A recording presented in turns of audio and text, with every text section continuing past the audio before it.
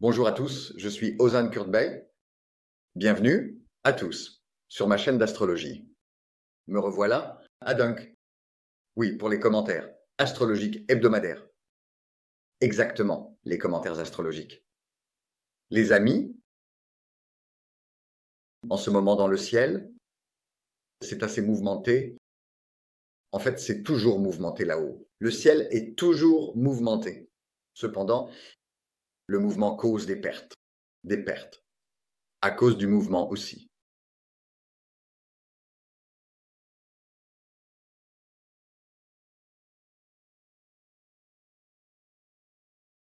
En plus du mouvement, il y a des jours ardents. Pourquoi? Parce que Mars, qui est en lutte, est dans le signe du lion, élément de feu. C'est pourquoi notre lutte progresse toujours de manière ardente. Et même la planète Mercure ainsi que la planète Vénus sont dans le signe du taureau. Le ciel est imprégné de feu. C'est pourquoi il parle de mouvement. Maintenant, je dois aussi aborder un point. Je pensais à cela tout à l'heure. Comment devrais-je l'expliquer, me disais-je. Voici comment cela se passe. L'événement se déroule de cette manière. Ce que je veux dire, c'est que le Soleil, vous savez, est entré dans le signe du Taureau. Il y a une autre planète dans le signe du Taureau et le Soleil, dans les jours à venir, avec cette planète, entrera en conjonction avec cette planète.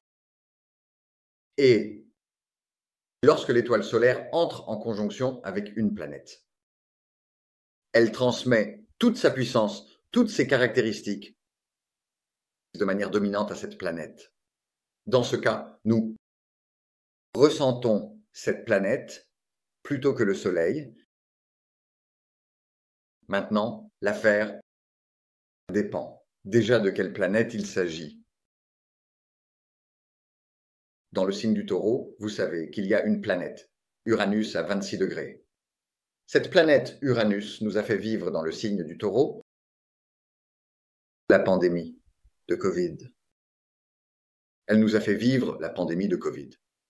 Et une planète dans un signe, une planète peut avancer de 30 degrés dans un signe, car un signe fait 30 degrés. Et à mesure qu'elle s'approche des 30 degrés, son influence augmente. Exactement, son influence augmente.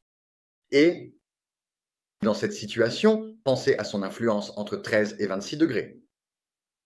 Pensez à son influence. Il reste très peu pour atteindre les 30 degrés. Maintenant, imagine que le Soleil entre en conjonction avec Uranus. Déjà à 26 degrés, non? Voyons, à quel degré l'énergie de conjonction va se manifester? Je vais avancer la carte tout de suite. Je vais avancer la carte. Hop, 10 degrés, hop. Le Soleil est à 17 degrés 26. À 26 degrés, l'énergie de conjonction commence déjà. Quand le Soleil atteint 17 degrés, il y aura un Uranus à 26 degrés. Il y a une différence de 9 degrés entre eux. L'énergie de conjonction commence déjà à 9 degrés. Cependant, même dans ce cas, cette gestion de conjonction continue. Le Soleil à 20 degrés, 21 degrés, 22 degrés, 22 degrés, 23, 24, 25. Quand se réunissent-ils? Quand Uranus est à 27 degrés, le Soleil sera aussi à 27 degrés. Cela nous montrera ceci. Que représente Uranus? La technologie. Premièrement, la technologie. Deuxièmement, la conscience supérieure. Exactement. Troisièmement, l'astrologie. En même temps, Uranus est une planète qui ne tourne pas rond, dans un mode où l'on ne sait jamais quand et quoi elle fera. Nous allons nous diriger vers cela. Elle représente également les tremblements de terre. 27 degrés. Avec l'effet que le Soleil lui donnera, les tremblements de terre pourraient augmenter et la technologie progressera très rapidement, le processus révolutionnaire qu'elle créera, car Uranus change les systèmes, renverse les systèmes et y installe un nouveau système. Elle plante, elle fait un modèle plus supérieur, elle pousse pour cela, elle renverse et passe en disant que ce système n'est plus adapté. Exactement. En plus, épidémie, tremblement de terre, technologie, conscience de niveau supérieur. Tout cela dans le processus à venir. 18 mai, par exemple, conjonction exacte. 18 mai, conjonction exacte. De là, le point final. Exactement. Nous avancerons vers là-bas sur 10 pieds. Cela dépend entièrement de la densité des lignes de faille à l'endroit où nous nous trouvons. Si le taux de remplissage est élevé, Uranus peut déclencher quelque chose là-bas. Avec ce déclenchement, hop, exactement. En même temps, cela crée un grand chaos dans l'esprit. Pourquoi? Parce qu'il portera ta conscience supérieure. Au secours, au secours. Ah, enfin, la technologie commence à avancer vers des niveaux très élevés, vers le point de rupture. Parce qu'il y a le soleil là-bas. Maintenant, au cours de la période à venir, nous allons progresser lentement vers cet endroit. C'est-à-dire qu'à tout moment, quelque chose peut se produire à ce sujet. Parce que le dessus de cet endroit est comme une poche de méthane, Scorpion-Bursac, la planète Pluton. Sur sa masse, il est écrit méthane. On ne sait pas quand cela explosera. Même lui ne sait pas quand cela explosera. Pensez-y de cette façon. Pensez-y de cette façon. Dans la période à venir, il y aura une résolution. Dans ce cycle, la manière dont nous vivrons cette résolution dépend entièrement de nous. Maintenant, la semaine prochaine, le mois prochain, la conjonction de Mars en Lion-Bursac progressera. Ensuite, cela passera à la Vierge-Bursac. Ensuite, cela passera à Ténerzie-Bursac. ET, la semaine prochaine, dimanche. Et nous compléterons le signe du Scorpion. Qui est le signe du cycle de la mort? Nous compléterons le signe du Scorpion. Déjà, cette semaine le dimanche, lundi, la conjonction de la Lune et de Mars sera dans l'orbite de Pluton. Cela nous apportera des transformations internes, très intenses, et des éveils. Réveillez-vous, cela apportera ces erreurs. Cela apportera ton éveil. Cela apportera ton éveil.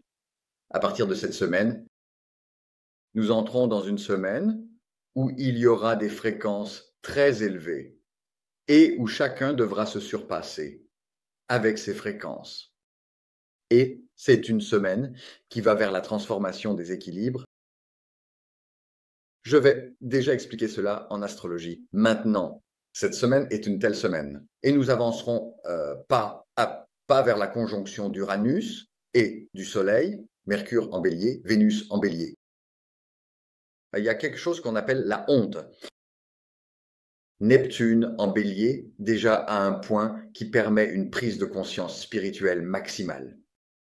Est-ce cela? C'est cela, maintenant. Quel est le problème? Quel est-il? Quel est-il? Exactement. Qu'est-ce que c'est? Qu'est-ce que ce n'est pas? Je vais vous le dire tout de suite.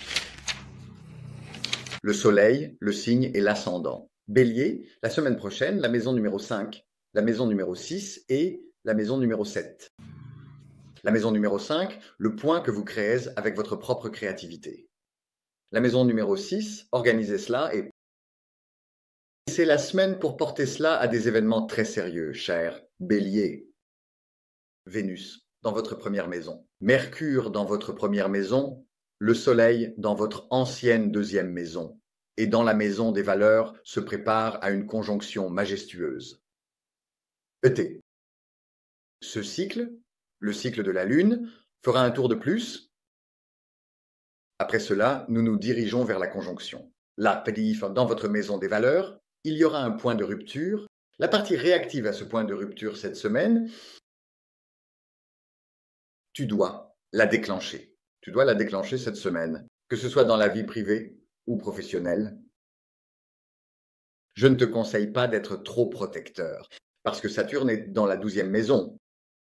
Son degré augmente, et à mesure que son degré augmente, le bouclier protecteur est bien plus. C'est-à-dire, il ne te protège pas comme Jupiter. C'est toi qui te protège. Jupiter te protège dans la 12e maison. Quand Saturne est là, tu entres dans une psychologie protectrice. Et la semaine prochaine, flirt, créativité, seront au premier plan, dès le début. Après cela, ces organisations seront mises en avant.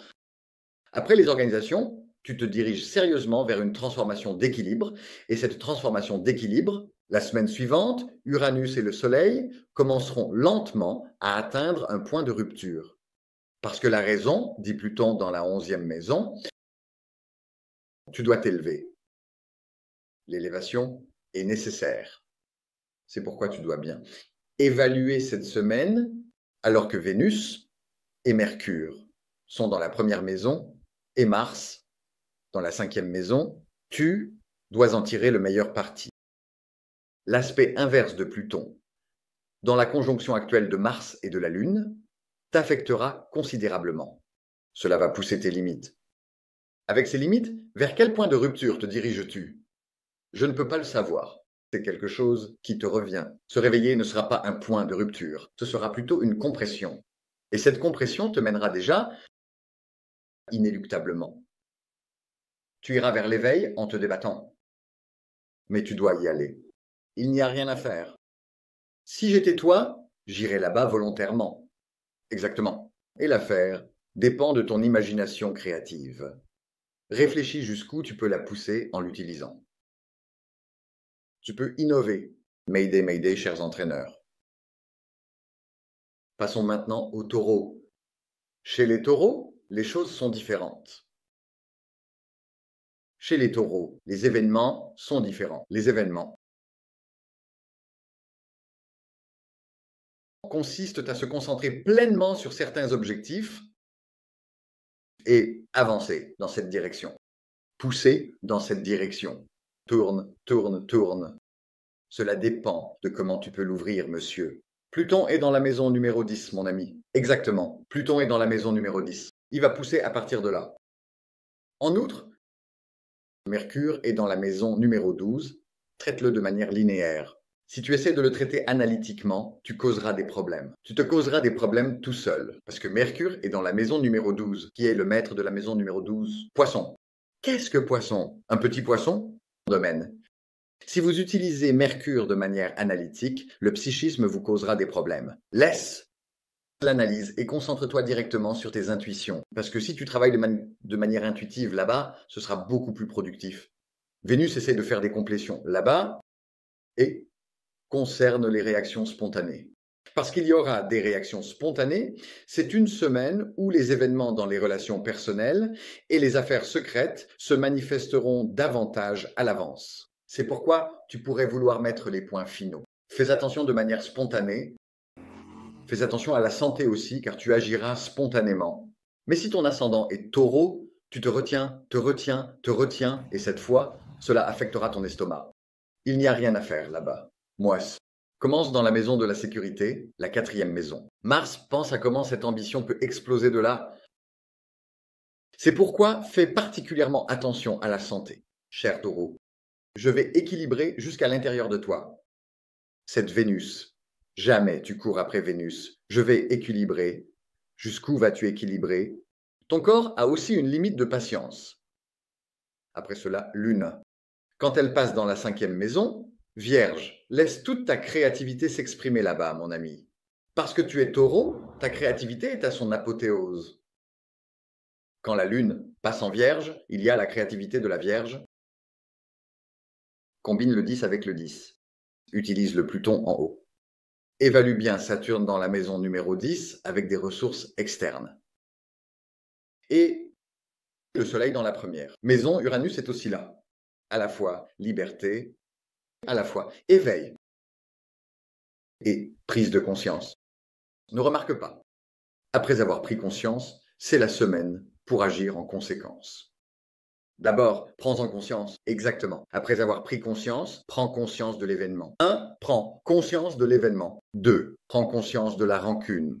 Émets. 3. Point. Propre. N'est-ce pas impeccable, Monsieur Bogan? Ce n'est pas comme tu le sais. Mais au début de la semaine, tu peux te préparer solidement à cela. Lundi, alors que la Lune est en Lion, car il y a aussi la pression de Pluton, il te dit de te réveiller. Réveille-toi. Tu dois te réveiller, tu dois te réveiller. Si tu veux, c'est bien. Si tu ne veux pas, ne te réveille pas. C'est à toi l'affaire. L'affaire est-elle à toi? C'est à toi. Pas de souci. Donc, il n'y a rien de connu. L'affaire est à lui. L'affaire est à lui, monsieur Lélien. Est-ce qu'il se sent à l'aise dans ce domaine de sécurité? Il ne se décourage pas. As-tu réalisé la nécessité de réaliser, mon ami? Ne le réalises-tu pas? Tu ne l'as pas réalisé. Commence d'abord par réaliser tes progrès. Si au cours des 6 dernières années, il ne l'a pas réalisé, alors nous avons un problème. Exactement. Nous avons un problème. Ça ne marche pas comme ça. Les dernières réalisations sont des réalisations révolutionnaires parce que le Soleil et Uranus sont vos voisins dans votre première maison, monsieur Bohan. Vous allez vivre un saut extraordinaire. Évaluez bien ce saut. C'est ça, mon frère. Passons maintenant au premier signe Bursac. Nous avons écrit pour le signe des premiers signes. Les premiers signes Bursac. Changer tout le mode de vie et le niveau de vie. Tout de A à Z, complètement. Pourquoi? Pluton est dans la 9e maison. Qui est le propriétaire noté de la 9e maison? Sagittaire. Qu'est-ce que le Sagittaire? Philosophie de vie. On parle de formation académique supérieure, mais c'est surtout dans le sens de la philosophie de vie. C'est ta compréhension de la vie, mon ami. C'est ça. Cela signifie le 9. C'est ce que je comprends de la vie. Et il l'évalue ainsi. C'est ça. Si je fais cette évaluation, je peux aussi ajouter des formations académiques. Je peux ajouter plusieurs langues étrangères. Je peux tout ajouter. Mais cela ne signifie pas absolument cela. C'est un mélange de tout cela. Et Pluton est en Verseau là-bas, cher Gémeaux. Réfléchis. Et encore mieux. Maintenant, pourquoi? Maintenant, Jupiter est dans sa 9e phase. C'est Jupiter, quoi. Énergie de chance. L'astrologie qui représente parfaitement la structure aristocratique. Alors, Pluton est en Verseau, dans la 9e maison, mais où est le maître de la 9e maison? Dans le signe du Taureau, dans sa première maison.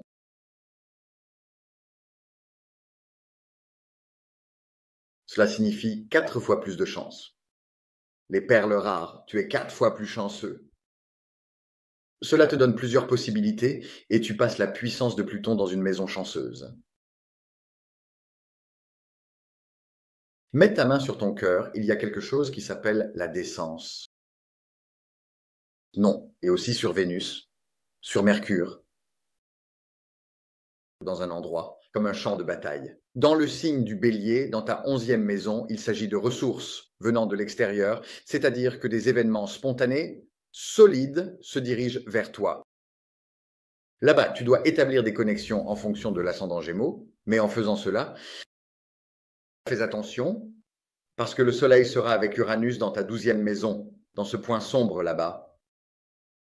Si nécessaire, des éveils peuvent se conclure par l'achèvement d'événements cachés, et ils se concluront. Là-bas, en reliant l'événement à la façon dont tu t'en es sorti, c'est comme si j'essayais d'avancer, mais je suis tiré vers le passé. Pourquoi? Eh bien, parce que le Soleil est là quelque chose. D'accord? Il veut que certaines choses soient complétées de manière cristalline. Et avec ces achèvements, il veut que je fasse un bond. Au secours, au secours. Eh bien, fais-le. L'as-tu fait? Et puis boum, Pluton. En Verseau, ton numéro 9, l'a-t-il réglé? Il l'a réglé. D'accord. Passe aux Gémeaux. De toute façon, je n'aurai pas besoin de dire de passer. Tu glisseras comme un couteau dans du beurre. Un ascendant Gémeaux 2. De Jupiter. Jupiter est en coproduction en même temps.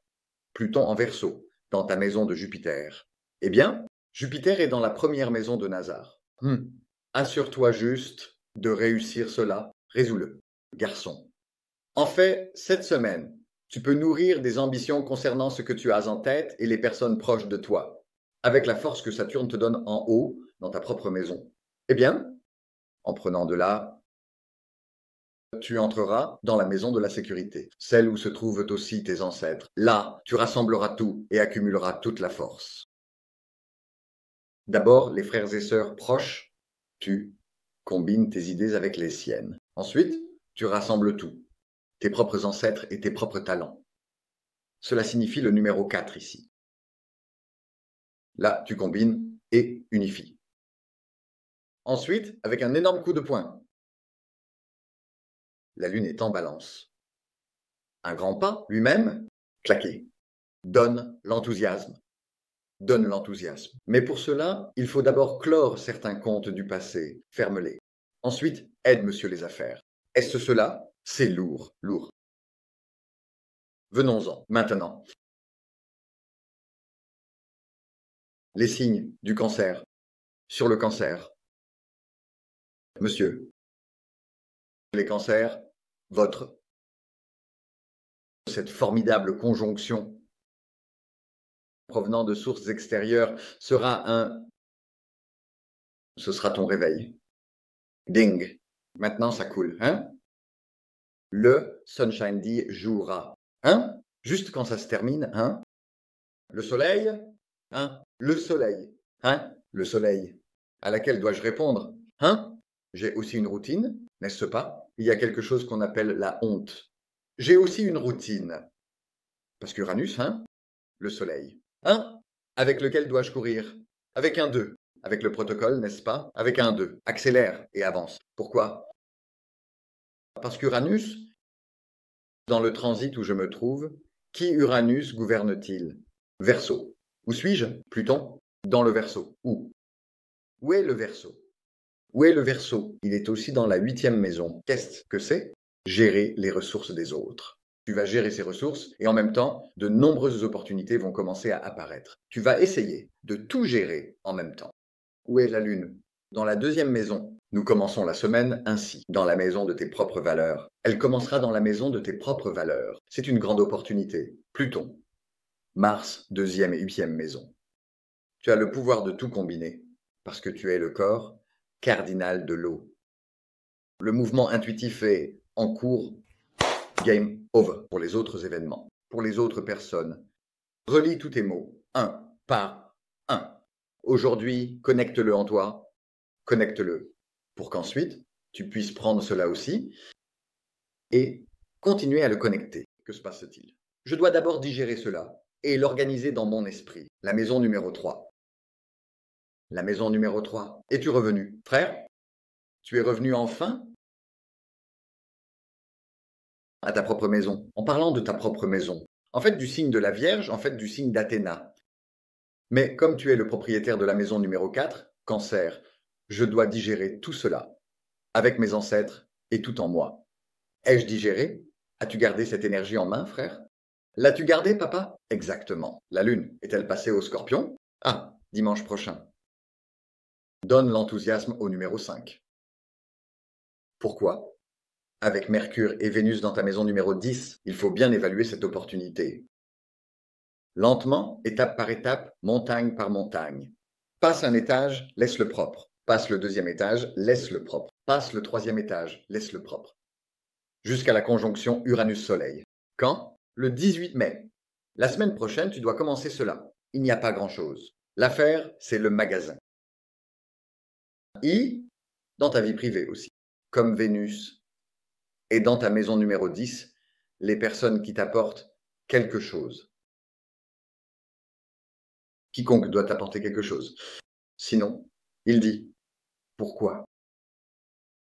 Pluton. Dans le signe du Verseau. Quand l'énergie numéro 1 du Verseau se déplace, il dit à celui qui achète. Vous mangez. Exactement. Venez le prendre de son côté, puis vers les signes du Lion. Monsieur Lion, au nom du grand des ombres.